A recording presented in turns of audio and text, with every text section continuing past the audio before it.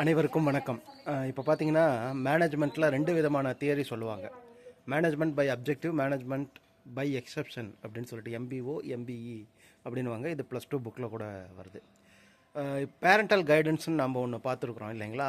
இப்போ நம்மளுடைய காலத்தில், அதாவது 40 வயசில் 45 வயசில் இருக்கிறவங்க கூடிய காலம்லாம் பார்த்திங்கன்னா மேனேஜ்மெண்ட் பை அப்ஜெக்டிவ் அப்படிங்கிற ஒரு குறிக்கோளை வச்சு அவங்கள வந்து பேரண்ட்ஸ் வந்து கைட் பண்ணிகிட்டு இருப்பாங்க.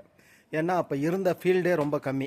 ஒரு டாக்டர் ஆகணும், அல்லது ஒரு இன்ஜினியர் ஆகணும், அல்லது இந்த டீச்சர் ஆகணும், கவர்மெண்ட் வேலைக்கு போகணும், இந்த மாதிரி அவங்களுக்கு இருக்கக்கூடிய சாய்ஸஸ் வந்து ரொம்ப கம்மியாக இருந்தது.